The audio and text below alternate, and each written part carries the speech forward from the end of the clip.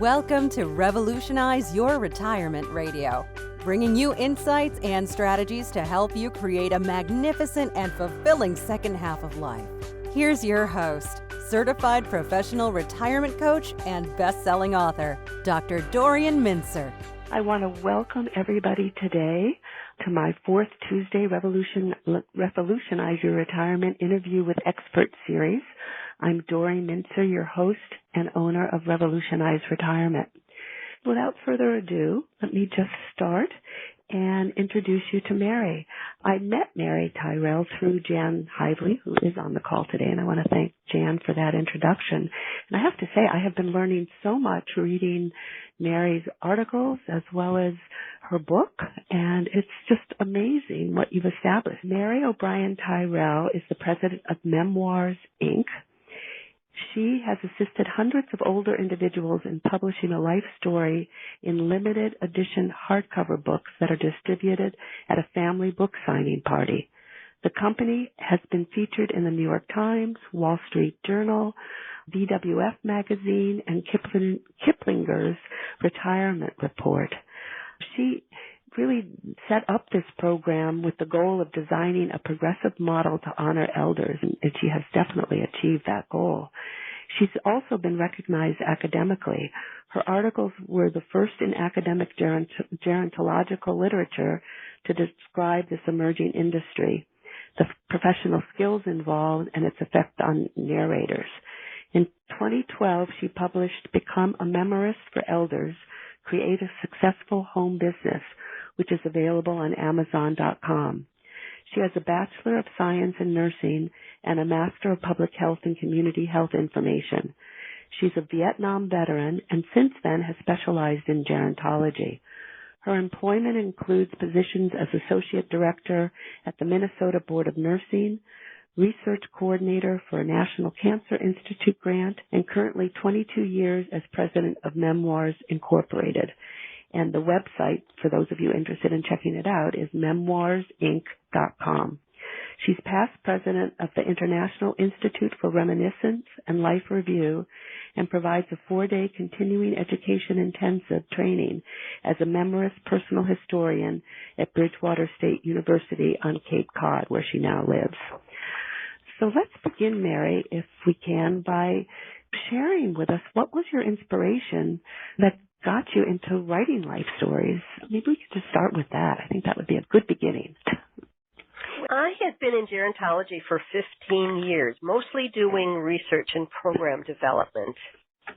And I decided to take this big leap because I was inspired by a group of people. And it came from working with Native Americans who were the prototype for our educational intervention when I was working in Minneapolis, in downtown Minneapolis, at the Hennepin County Medical Center. And to understand more about the Anishinaabe and Lakota tribes, I volunteered to serve food at the feast that was held for the elders. And this is people living in the Phillips neighborhood. And as I was, first of all, I was just delighted to be invited to help serve the food. And then when I showed up once a month to be one of the servers, I found that it was an experience that I had never had before. Even though I had worked in gerontology for 15 years, when I walked into this room where we were serving the elders, whenever an elder spoke, the whole room got quiet. No one spoke. Everybody listened to the elder. And even in the winter and icy cold in Minneapolis, people would show up for this feast. And people who were 40 years old and older were considered an elder. I just was so impressed that they could manage to honor their elders in that way. And then secondly, I was working on a research project for the National Institutes of Health, and I had to learn how to run a computer. This is back in 1993. So I had the skills, and I thought, if they can do it, we can do it. But how do I transfer that special value that this community is giving to elders? And I thought about in the United States, if we honor someone, we like to know their life story. And in those days, we would pick up their biography or autobiography at the bookstore. Now, of course, that's changed. But I thought maybe since we have a growing group of elders and we have this growing use of personal computers, instead of thinking in terms of publishing a book for the whole world, maybe we could just publish books enough for the family. Who's most important to us? Our family. Maybe in limited edition. And I grabbed the number 30 out of the air. And when I started working with my first client, who said she would like to have her life story written so that she could distribute it to her family, she was a 52-year-old person in hospice. And as we started to work during the second interview, she said, because you're asking me all these questions, it feels like a dam's breaking open. I realize now I had a wonderful life. That message it struck me very strongly. And sadly, the night that she called and said, Mary, I want you to come tomorrow and read my book to me, we were finished. We had the pictures picked out. It had been edited. She was happy with the results.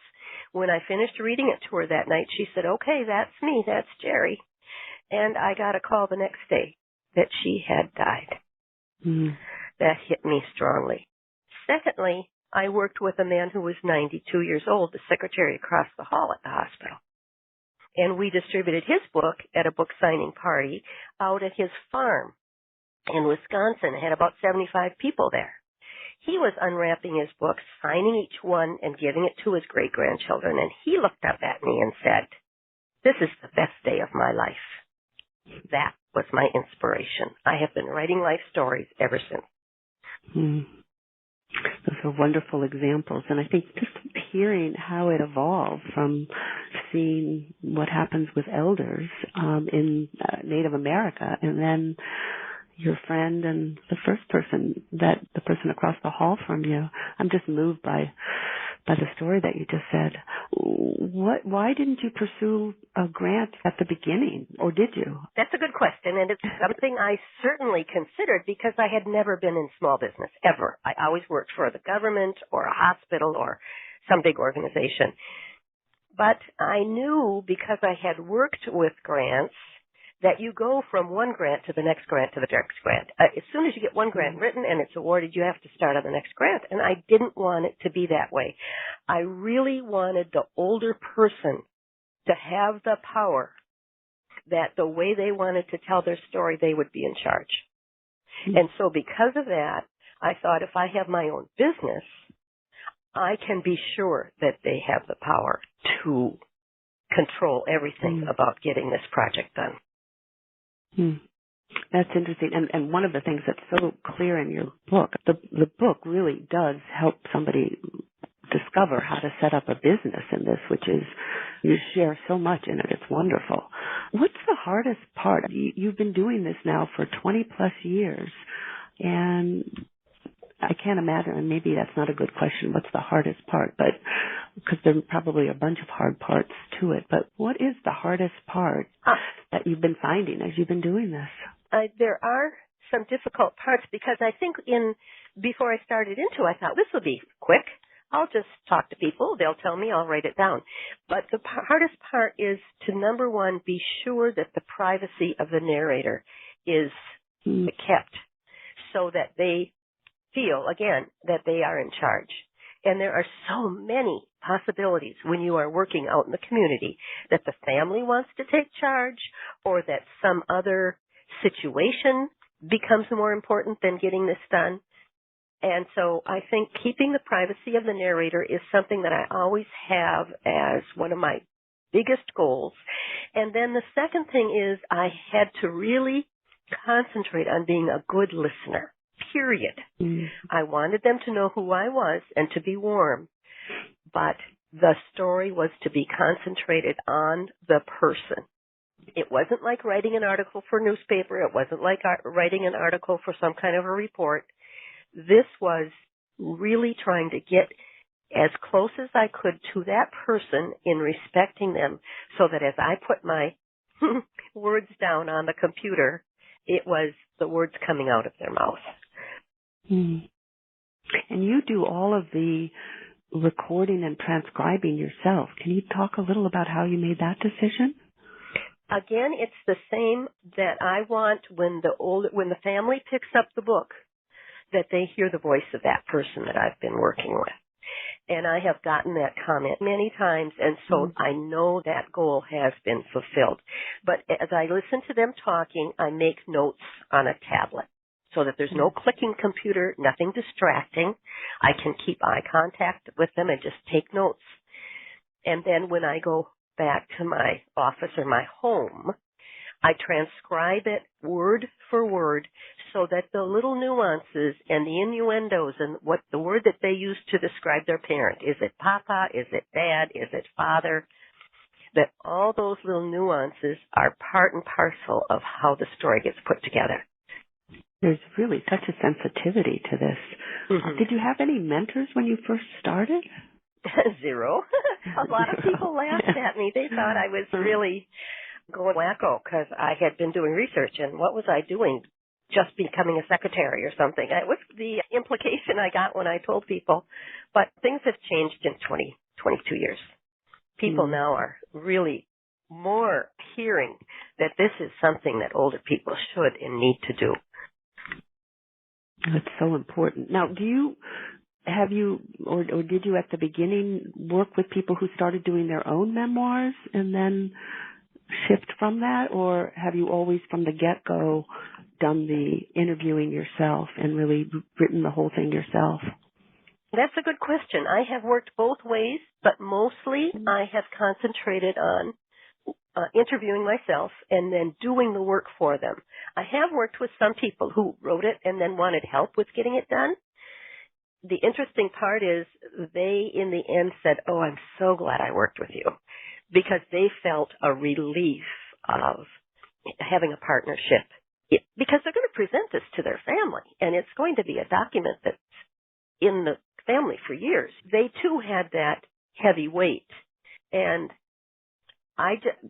it costs a lot of money, too. That's a second factor. It costs a lot of money to hire me to sit with them for a minimum of 10 hours of interviewing, and then I go home and do all this work. Then I contract with an editor, I contract with a printer, I contract with a book designer, and with a bindery. So it's a sizable amount of money that's involved here. That's the other reason that I have chosen to interview people for the most part. If they can do it themselves, I tell them I can recommend a book that's really good. It costs $12. How to Write the Story of Your Life by Frank P. Thomas. It was written in the 1980s. It's excellent. And then I don't feel guilty when people call and say, "I'm living on Social Security. I really want to do this. Can I just pay you a little every month?" I can't do that. If I was going to be able to support myself, I had to set limits.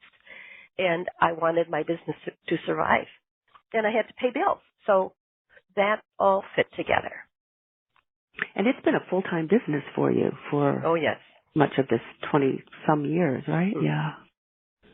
Who contacts you? Is it often a family member? Is it the person themselves? Or how do you begin the contract, and how do you establish the contract?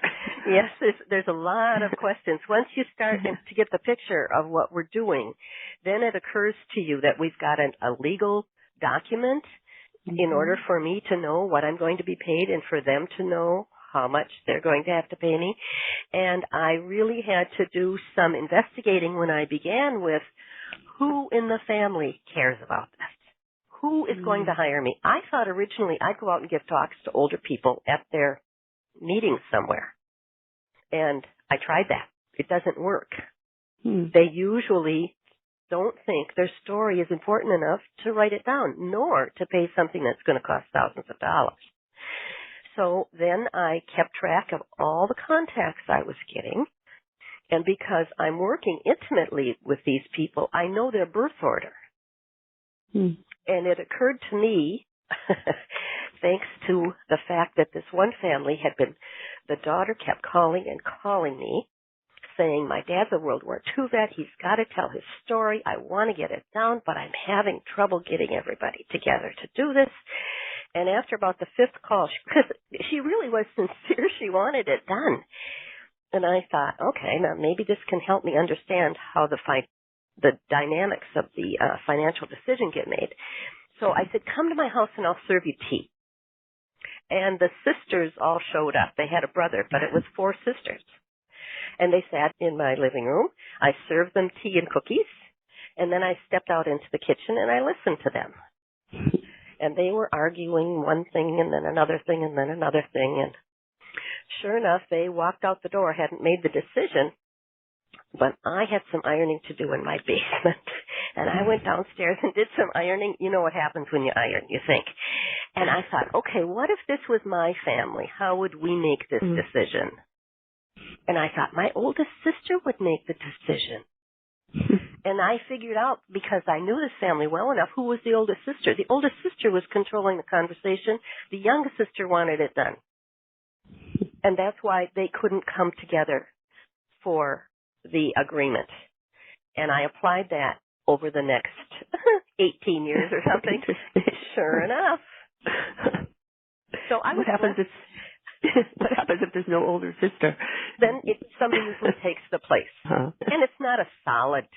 It's It's about 80%, though. It's about 70 to 80%. It's the oldest sister that's really driving the process, which was valuable information. So I had a friend at the University of Minnesota in the family science, and I said, is there any documentation anywhere that says the oldest daughter has a lot of power in the family? And she said, no. I said, really? I said, the next time you get a PhD candidate, have her investigate it. Because I go by that. I still go by that. It's really powerful. That is very interesting. So how many of these do you do, like a month or a year? It varies depending on how long the stories are or how much travel I have to do, because I went to Canada and 17 different states doing this work. And in the process, I have published 289 memoirs. There are more, some of them that I just stood on the side and helped them with, but those are officially 289 people that I worked with. And I usually would do 20 to 30 a year. It takes a long time to do one story. Around how long? I know you say it in the book, but what have you discovered to be, I know each story is different, but in general, if talking about the interviewing process, well, the contract process and the interviewing, the writing, and you also pull together pictures and other mementos for this book, right? Yes. Mm-hmm. And then you actually have it, you write it, you send it to the person, is that edited it, sent it to the person, then a final copy, and then you have it bound as a hardcover book. What have I missed in that? In book designer. Oh, in the book designer. And does the person who hired you or the person you've interviewed have to approve each step along the way, or at some point do you have that autonomy to create this from their story and what you've learned from them? I learned early on when I went to interview the bookbinders in Minneapolis, St. Paul, that you don't want to spend too much time on the particulars because people, they're not prepared to do that.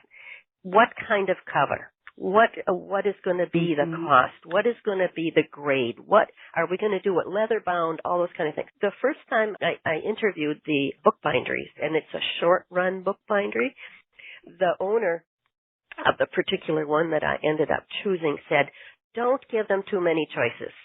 Give them a little catalog that has 15 or 20 colors and make it library style because we expect those to last for about 500 years. And limit that. That's really not the important thing. What's important is what's on the inside. I really learned from him that I was going to have a pre-packaged deal. And even when I send out the marketing materials, I send out a sample book that's got the first paragraph of 9 different stories on it. And then they get the feel in their hand what that looks like, and then they get to choose a color. So that we we spend our time emphasizing what's important. That sounds so important. Yeah. When you describe this as a business, do you have a storefront operation at all, or is it, in your case, all out of your home office, or how do you do that? The way I did it was out of my home because I discovered I could have partners. And the Internet makes everything so convenient now that I would have an agreement. It was just an agreement in a handshake with an editor who took a look at what I did and said, I'll charge you X number of dollars for editing per page or per word. And then I had an agreement with an editor who, I went through a couple editors because some of the editors were slow to get it done, and I'd have a birthday party that I'd have to have book done by, and if they didn't have it edited, everything else got backed up. I agreed with this one editor. She was going to do all my editing. Then I had a book designer who I discovered late into the process that I was doing it all myself initially and placing the pictures in the gallery in the back. It's cheaper that way, but of course, if you have a book designer, she abides by all the rules that were set up by the monks back in the 16th century. The chapters should start on a certain side and what the table of contents is and where you put the copyright, and all those rules really signify that you've got a published book that's good. So I found a book designer, and then I worked with the same book bindery. So I had and then I had to have an accountant, and I had to have an attorney. So all of those people were my partners in this business, and I paid them per project. And I didn't have the attorney in, except once a year I'd have to consult with my accountant and my attorney, but I used them. There's a lot of small businesses out there. They're very accustomed to working with people on this kind of a basis. And home business is just growing exponentially these days.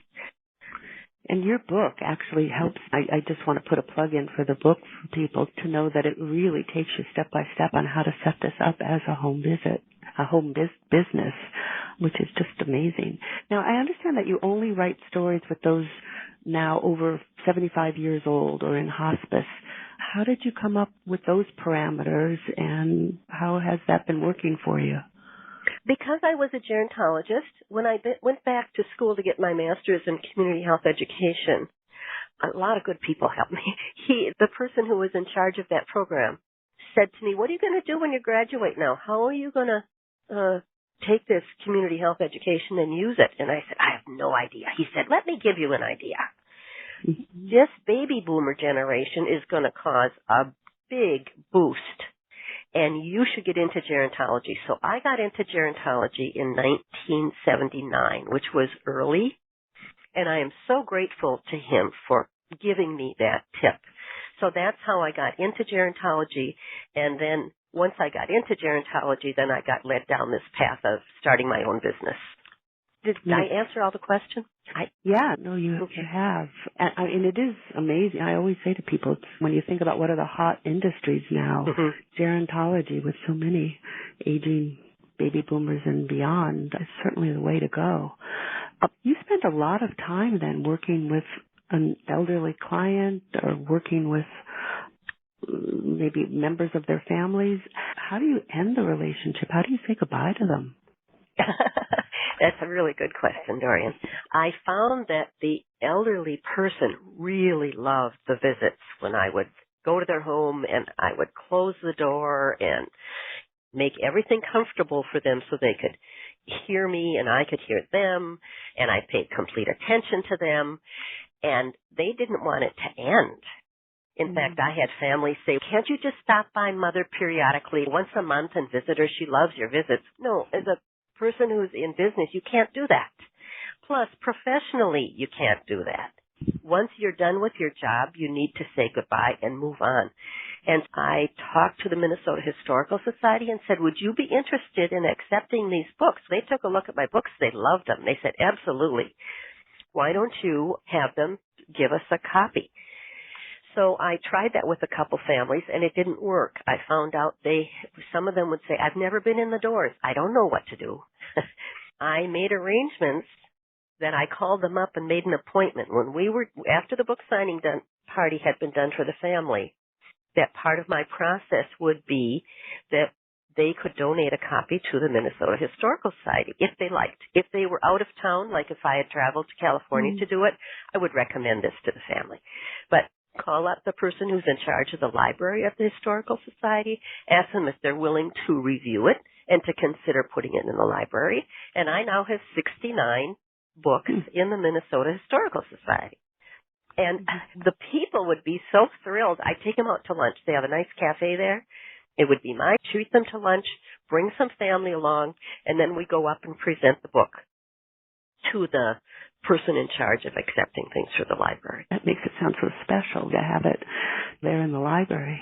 And you have these book signing parties. Can you describe them to all of the listeners and how to set them up? And do you follow any special procedures for it? How does that work? Again, every family has their own tradition, their own culture. How do they do birthday parties? How do they do holidays? And when they would ask me that, I would say to them, think in terms of how do you do a birthday party? What do you do at a wedding? Because you can combine that kind of process of how you do a party for giving this book, distributing this book. In fact, if you have a wedding and everybody's coming in town for the wedding, do both at the same time. So that's how, and if you'd like to invite me, I'd love to come. But I don't make any assumptions that I know what's comfortable for your family. So just think in terms of how you plan an event and do it that way. And then I give them examples. For instance, one of the families I worked with set up in the living room a little desk where the narrator was signing the books with a fancy pen. And then each of the grandchildren would be invited up to be given a book individually by grandma or grandpa or whatever. So I give them a couple examples like that. That's so nice. So you don't always go to the book signings? Not unless I'm invited. And are you usually, or how does Usually, that? And when I did a survey of my clients, I found out that 50% of the families had a book signing party. It makes them special. It's like Queen for a day. That is. And I remember reading, I think it was in your book or your article, that in some cases the book has been incorporated as part of the eulogy for the person and actually buried with the person. Can you talk a little about that? Yes. The second man that I worked with, and this has happened more since then, they had called me up and said, Grandpa has died. It had been 8 years that he had that book. And he used to carry it around and say, they wrote a book about me.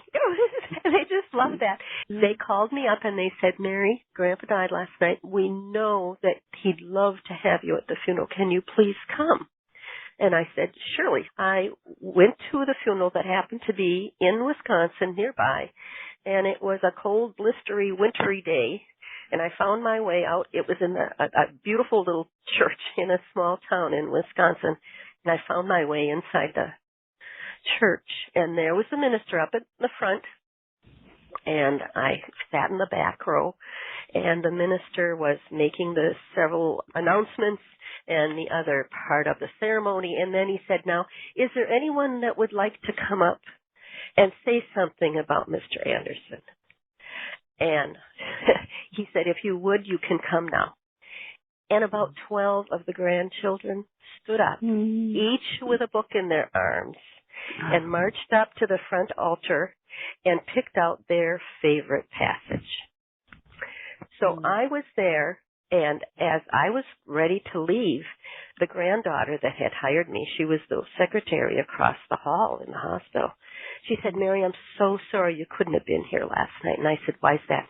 She said, because this book meant so much to Grandpa. We took one book, we all signed it, and we put it in the coffin. And other families have since done the same. It's so moving of how just the importance of that. But as you said, too, just that sense, my life's worthwhile, or I'm a good person, or whatever the feeling is, because there's this book about me. It's really wonderful. Sergeant Lori from Minnesota is asking a question. She says, it appears you're a true pioneer in the field of personal history. memoir seems to be a growing trend, so she's curious to know if people seem more interested in memoir now than they were when you first started. That's really a good question. And when I started, people didn't believe that I was going to leave my quote-unquote profession to do this.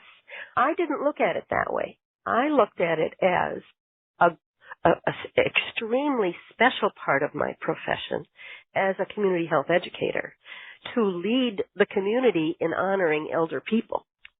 I believe now if I was quitting my job, nobody would be surprised. It's been in the papers that older people have their life stories written. It's been in the Atlantic magazine, which is an important magazine, in August, had a 17-page story about how people are writing their life stories now. It's become a trend. Mm-hmm. But when I was in the process of leaving, the grant was over and I was leaving my job, people literally laughed at me. They said, "You're going to do what?" So that's the change that we've seen, and it makes me just so proud. It really does. That I could mention that now, and people wouldn't get a funny look on their face. You should feel proud. It's this wonderful work that you do, and again, in the sharing through your book on how people can make this a business, it really is quite lovely. Take us a little bit more through the process, if you would. In general, you work with one person and it's the privacy and confidential and you record it. Do you ever work with married couples? Do you ever work with divorced people, siblings? Can you share a little about how you approach it? Yeah. Thank you. How the narrators I have found since I've started. Early on I found a couple that were married 49 years, and they wanted me to help them write their life story. And this was about the fifth or sixth client. And I said, I don't do couples. I didn't know how I was going to handle a married couple. And the wife said, "You're going to learn, and we're going to help you." Well, that's good. So be a team. I had done enough work in communicating with patients that I felt I could probably handle it, and I did it, and I developed some principles that both the couple would have to be present at the same time so that I wouldn't cause a problem of, did you tell her this? Did you tell her that? The three of us had to work together, and they agreed to that. Then I had to figure out how I would be sure that someone wouldn't be taking over the process. And I was very careful. If someone seemed to be taking too much of the time or telling too much of the story and not allowing the partner to be part of that, then I would just sit silently, let them tell what they say, and then I would again look at the person I was addressing, whichever partner it was, and say, "Now, can you tell me about your side of that?" Or something like that, where I would not be rude, but I would make clear that both people had equal time. Mm-hmm. When I've worked with sisters, it worked the same way, that I had to be careful to be sure that they each had their say. And when I worked with a group of 4 one time, they had 6 siblings originally in the family. 2 of them had died, and that was the impetus for them wanting to get their story written. I had to do the same thing, and I would share with them, I want each of you to have your time, but we've got to sit together as you tell your story so that you don't have conflicts after I leave the room, that I'm fully informed of what you want in this story. It worked out, and I learned on the road how to handle some of those things, but I then have shared that in my book of the principles of if you're going to have more than one narrator, how do you handle that so that you don't have troubles after the book is published, that someone would come back and say, there's 18 paragraphs about this and only 2 paragraphs about this.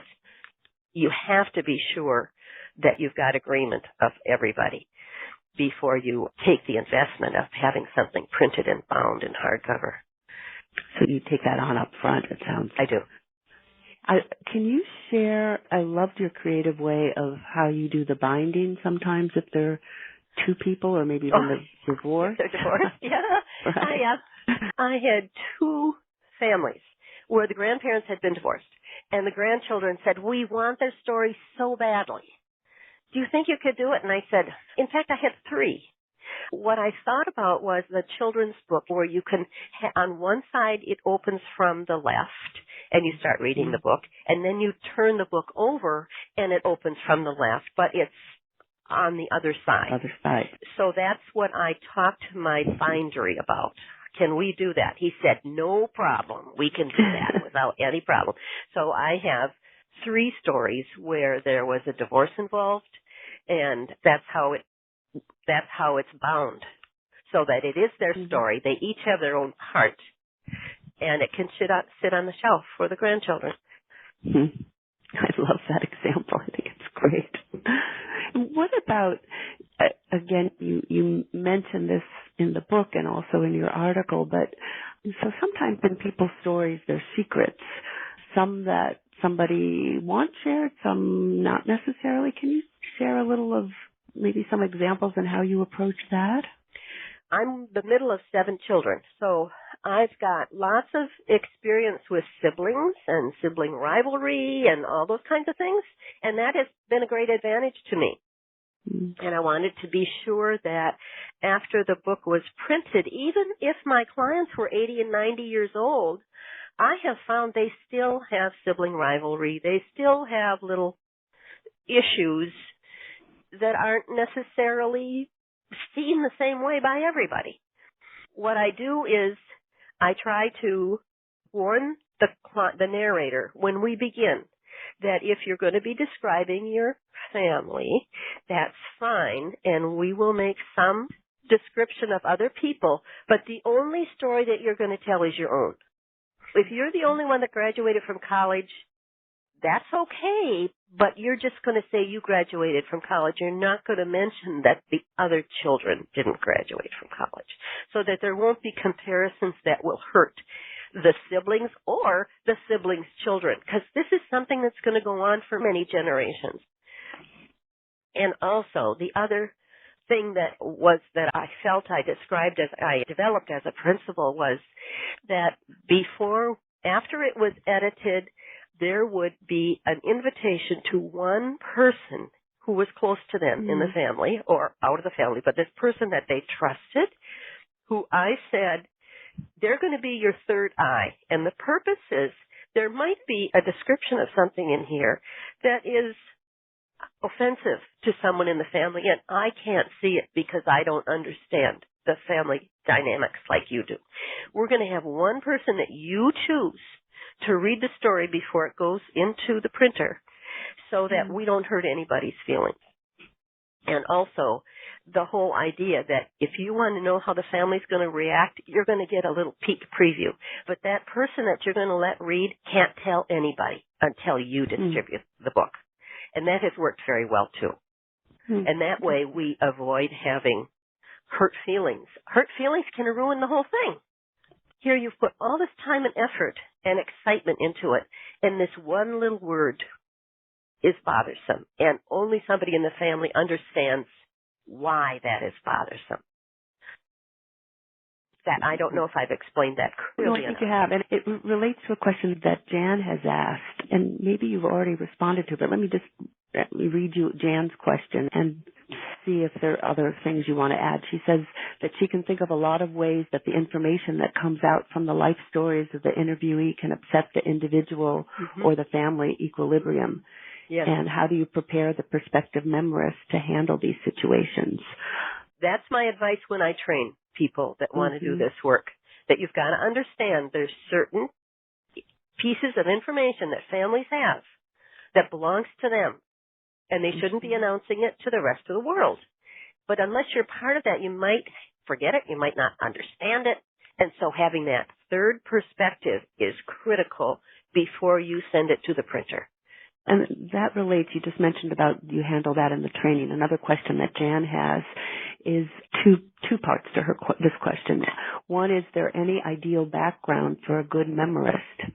And also to talk a little about your memoirist training program and how long is it and what's involved in it. Thank you. The ideal person, I think, or ideal background of the person. I think people who have a background in the helping professions are naturally attracted. When I have done training programs, usually it's somebody who's over 50 and they have a background in teaching, nursing, social work, chaplaincy, and surprisingly, attorneys. Every class that I've had an attorney in it. So interesting, but they have that perspective of looking at the whole family and not wanting for any harm to come from this book, or from the publication. What was the second part of the question, Dorian? To talk a little more about your training program. How long is it? And I know right now it's just on the Cape, but maybe talk about that, or are there possibilities of other places or whatever? I have done the training program 3 times in St. Paul. I did it at St. Catherine University, and since I have moved to Massachusetts now, I've done it once here in Bridgewater State University, and they've invited me to come back. They said I can come back as much as I want because it was a huge success here too. We had 16 people. It was 4 sessions, and the sessions were 4 hours long. It's very intensive. We meet once a week. I am thinking that in the future what I want to do is to have it 5 days in a row where I would say to people, you can fly into Cape Cod, bring your family, rent a place. Mm-hmm. You can come to class in the morning and have your afternoon with your family, and we'll see if the university wants that. I don't know that for sure, but I know I will be doing it again. It's 5 days. It's very intense. You get a lot of homework, but my students have told me they feel that I do an evaluation each time. They feel that they've gotten the nuts and bolts of what has to be done and what's to be avoided, and where are the ways to market that are efficient so that you don't waste your time and energy trying to find clients. Because that's another thing that is really critical when you're doing a small business, that you're efficient. Because if you aren't working, you don't have any income coming in. You have to be very careful about being efficient. And when you get those prospective calls, how do you handle those so that they turn into a person who becomes a client? Can you share a little of how you do that? Oh, about marketing? Yeah, the marketing piece. Yes. Say I had an article in the paper, or I was on the radio, or I was on a talk show on the television, and that would be just a local talk show. I developed the business principles that when I got home from being on a TV show, I would not answer the phone for a day. And the reason is, if you've got people calling in from several places, you don't want them to get a busy signal.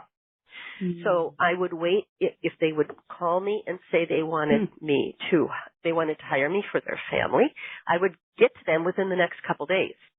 But if I ran home and tried to answer the phone, the next person trying to call me is going to get a busy signal. We don't want that. So you have to look at all those things when what's going on here, so that you've got people coming and knocking on your door and saying they want you to write a life story for their family. Have there ever been, somebody asked this question, and I think it's a really good question, but didn't say who they were. Have there ever been times when you decided not to work with a family? And if so, what are some of the reasons that led you to make that decision? Oh, that's a wonderful question, and one that I have spent many anguished hours about. I have had calls from people where they say, Dad died 3 weeks ago, and so we want Mom to get her story written. And I say, can we just talk about that a little bit? Because when your mother's just gone through this big loss, we really don't want to have her busy until she's ready to do something like that. Why don't you call me back? Now, I'm synthesizing these examples. Why don't you call me back in about 2 years? And then we can consider it, because somebody who's just been through such a big loss, it's not a good time for them to write a story. They need to heal first. And I'd be very happy to work with them then. Or if somebody says, the first question out of their mouth is, how much does it cost? When I tell them it costs thousands of dollars, they're going to hang up the phone. I delay answering that question, and I say, now who is this story for? Let me see if I can do for you what you want done. Tell me about your mother, or tell me about your dad. and I have them start talking about them, and they take off and they give me a great big story. If they say the person has had a lot of hospitalizations because they've had a lot of mental health problems in the past, I suggest to them that I don't have the skills to work with someone who has a history that's pretty complicated in that area, and that I'd be happy to find them someone who can work with them for that, but that I don't have the skills. Or if they say, my dad just had an amputation and he really needs something to keep him busy. And again, I think in terms of loss, and that losing a limb is a big deal, and I'm not going to come walking in the door and say, here, let me distract you. We're going to tell your life story. It ain't going to work. So that's another situation where I've learned, or I actually knew before times, because I'm old enough to know some of this stuff and have been working in the field long enough. That's not the appropriate time for somebody to be telling a life story. If they've had a loss, then they need to heal from that. And I've had experience with a woman who had lost a grandchild, and so that was her impetus. She told me right away that was her impetus. She wanted to hire me because her grandson had been killed, and she wanted to write her life story. And I told her I did not think it was wise. She absolutely insisted, and I did it. I interviewed her the first time. She wouldn't let me ask a question. She just rattled on and wouldn't have a conversation. She just wanted me to take the dictation. And I suggested to her that we take a break, and that if we could start again in a year or a year and a half, it might work better, because I couldn't write that fast. That was my excuse to her.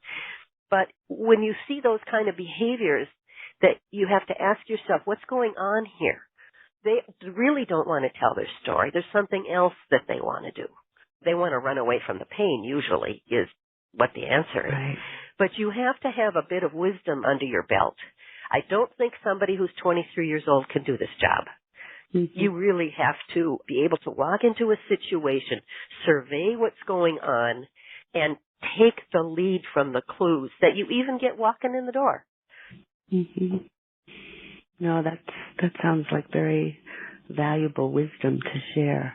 I'm just thinking that if I'm over 75 and you say that I'm going to come back in a year and a half, that may be hard, because I don't know if I'll be here in a year and a half. But what I hear, which seems so important, is that although the telling their story can be very therapeutic, it's not therapy. And if somebody's really reeling from a loss, or there's something else going on, they really need some therapy. And the telling their story may have some cathartic aspects for them, but they really need to do some healing before really being able to use the service of a memoirist, is what I'm hearing from it. Exactly. From your response. Do you see any gender differences in how people deal with all this? It's been very interesting. I have found that men love their cars. They can tell me where they bought it, how much they paid, what the date was, what color it was, how many miles per gallon. It's just so interesting. And they also, men really concentrate a lot on their employment. And then women, I found, can describe what they were wearing if something that was remotely in their childhood or something, and they can describe what clothes they had on. It's very interesting. They also can describe minute details from the births of their children. But we don't go into that in the memoir. It's really something that's mentioned, but I have found that their detail at those kind of moments is imprinted. It's really interesting. That is very interesting. So I have another question from Lynn, and I discovered that Lynn was the person Lynn from New York, who asked the question about, have you decided not to work with a family ever? But she also asks, what would you like to see happen in the field of personal history that has not happened or been done yet? It seems there are so many opportunities for growth in this field of work. Beautiful question. Wow. Yeah. What I'd like to see happen is a certification process, because to me, if we have an experience where somebody has someone who's not trained and it affects a family negatively, that is going to spread instantly. And that's what the risk is we're running when we do not have a credentialing process yet. So my hope is, before I die, that I can see that we have a credentialing process that's required. If you're going to be a personal historian, or as the word I use is a memoirist, that we can promise the public that we are safe to work with. That's what I'd like to see happen. Mm-hmm. Can you talk a little more about what some of the risks are that you've seen over the years in terms of being a memoirist? It ties into your statement about the importance of credentialing, but I just wonder what are some of the risks that you see? I went to a family home. Now, this was early on when I was just getting my feet wet. I went to a family home where there was tinfoil on the windows, and there was antenna up above. And it was in an area, it was in Minneapolis, it was in an area that I was not familiar with. And I knocked on the door thinking, oh my gosh, what am I doing here? And a big German Shepherd comes to the door with the person who wants me to write his life story. And I thought, I don't know if I should go in. I'm scared to death. I went in, and the dog, there was another person in the house, and the other person in the house took the dog in another room, but the person was not mentally stable. And I had not screened carefully enough for his reason for wanting to tell his life story. That was risky. And you've got to protect yourself. The rule I made for myself as a result of that visit was, if when I'm screening someone by phone, I feel uncomfortable, I will meet with them at a restaurant. And then I'll be safe. Mm-hmm. Or at some other public place. That is one of the risks of having an office in your home. I don't interview people in my home. I go to their homes. Okay. I don't let people come to my house. I wouldn't want to expose myself that way. Mm-hmm. And then, so other risks. One time I flew out to Utah to do a life story, and I was going to stay in a hotel, and then I was going to go to the home to interview this person who was living with their grandchildren.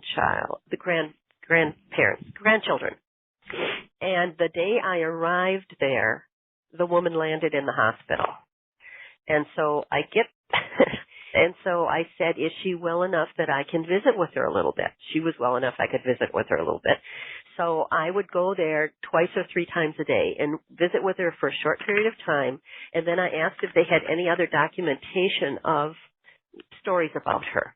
And she had a huge book that she had written in preparation for her wedding, which had been 50 years prior to that. I was able to put the story together enough that she was satisfied with it. In fact, she was delighted with it. And it didn't disturb her hospitalization at all. Another time I had been hired to go to a place in Wisconsin by the granddaughter who lived out on the East Coast, and I was coming from Minnesota. And she hired me, and she said she wanted to be there for the interview. And I said, that's against the agreement that I sign with people. I'm the only one in the room when somebody is interviewed. Oh, but Grandma really likes me, and I'm going to be paying for it. I said, I'm sorry. If you want to be in the room when she's interviewed, I'm not the person to hire, because I don't work that way. Your grandmother's in charge. Lo and behold, I get off the plane in Milwaukee, and guess who's there to meet me at the airport? The granddaughter who flew in from New York or wherever she was coming from. I said, oh, hello, it's nice to meet you, but no, why are you here? I'm here to see your grandmother.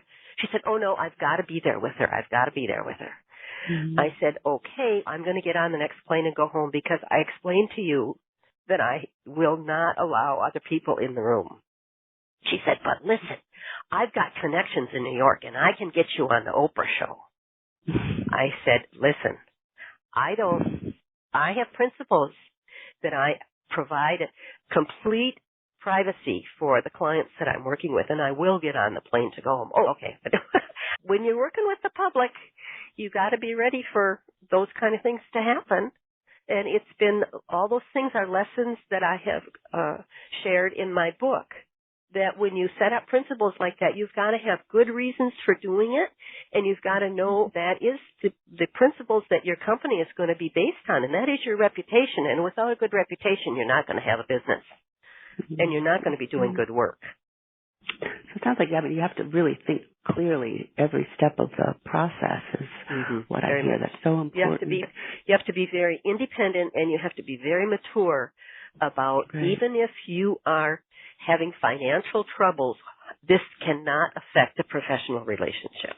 So are there I just want to comment that I guess I wasn't clear at the beginning about having people put their names on their questions, and I actually attributed 2 questions to Lynn, and only one was from her, and I don't know who the other person who wrote. The only reason why it's helpful is since I'm going to be picking one to send a book to, it'd be helpful to know everybody's name when they ask a question, but I do apologize for not making that clear at the beginning. So I did want to comment on that. So if the person who wrote to me and said that you didn't know you needed to add the name, if you wanted to send me your name, that would just be really helpful, but you don't have to. But back to the risks again. I just want a couple more things, and I know we're a little over, but so you mentioned people over 75 and hospice. What do you find in the hospice setting? Because I would imagine that could be a bit potentially difficult too, if it's right near the end of somebody's life. It can be one of the best things that can happen to people in hospice, is what I have found, if they are willing to do it, number one. Yep. And that's really, you've got to abide by the principles of they're not being forced into this. But what I found is that when people have something that they know they are leaving behind, and it's in their words, and they will be remembered the way they want to be remembered, and then you promise them that you're going to work with them on a book signing party, they have something to look forward to. It really does help the process.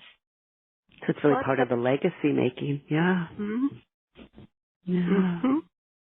So it can be a very positive thing in hospice. And what about, are there any sort of psychiatric diagnosis or dementia or any mood disorders, psychosis, any situations that you find aren't as conducive to memoir writing, or some that are, even though people might be frightened away by it because of a particular diagnosis?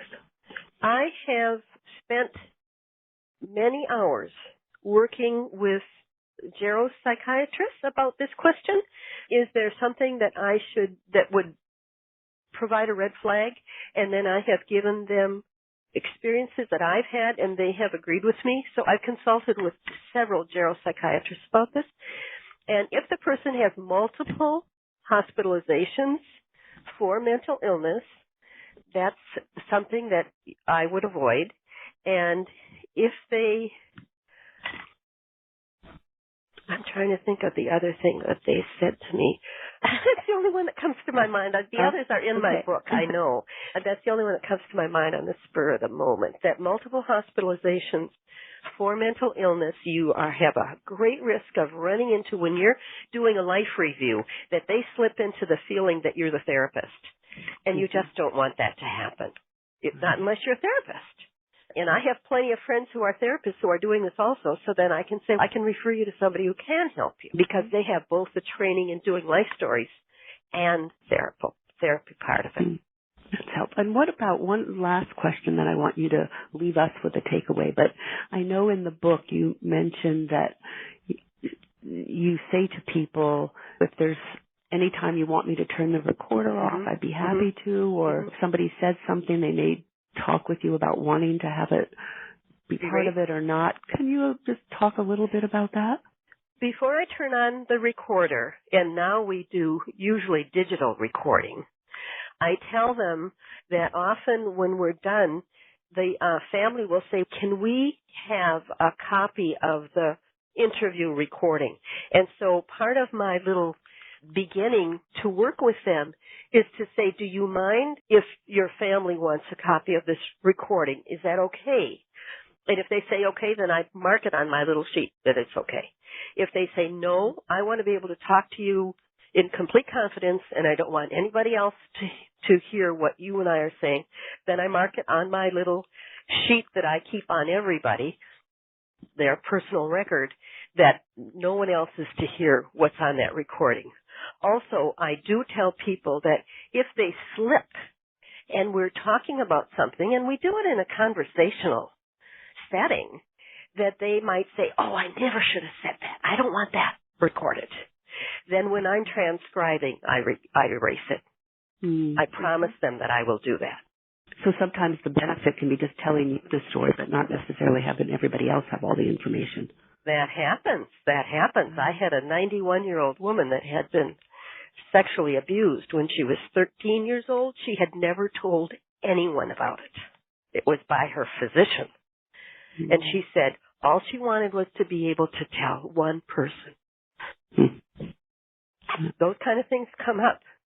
Mm-hmm. And that's why I wrote that book, because I've learned from the clients that I worked with what things can happen when you're doing a personal history. I think it's a really important profession, and I think it's really important that we honor the fact that when people tell their story, that is something that's part of their soul, and we have to honor that if we're going to be doing a good job. And it certainly sounds like you honor so many of these people and these stories that you have, and I think you just said it so beautifully. It's honoring their soul, and that really is what the work, I think, of a memoirist is. This has been so lovely, Mary. I so appreciate your being part of the call today. And Mary, what's the final takeaway that you'd like people to have? And before you do the final takeaway, maybe remind people your website and your email, but also just your final takeaway from this really lovely discussion about being a memoirist. Thank you, Dorian. This has just been an honor to be part of your programming. I just love what you do. And thank you for including me. My website is www.memoirsinc.com. And my final takeaway would be, I think that the honoring that the new technology, that we can do life stories for everyone, is just one of the best parts of the evolution of the population. Because we have technology, we can do this. We can honor each other. And it's a loving thing to do. And I have been inspired by the stories I've heard from people.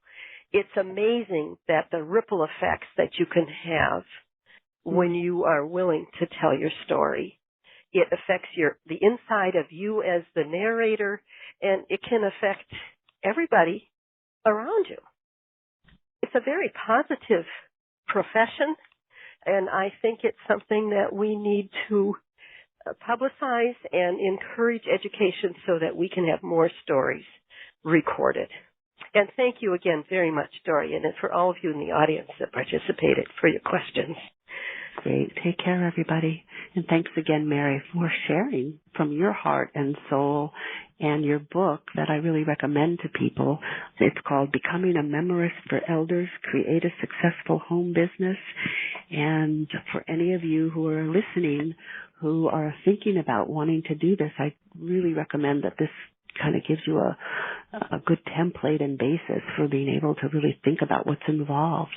So and it's available on Amazon.com. Okay, great. And it's available on Amazon.com. Great. Thank you very much, Mary, and hope to see all of you in another month. Take care. Bye-bye. You've been listening to Revolutionize Your Retirement Radio with Dr. Dorian Mintzer. To learn more about the resources mentioned on today's show, listen to past episodes, or download our free retirement transition guide, visit revolutionizeyourretirementradio.com.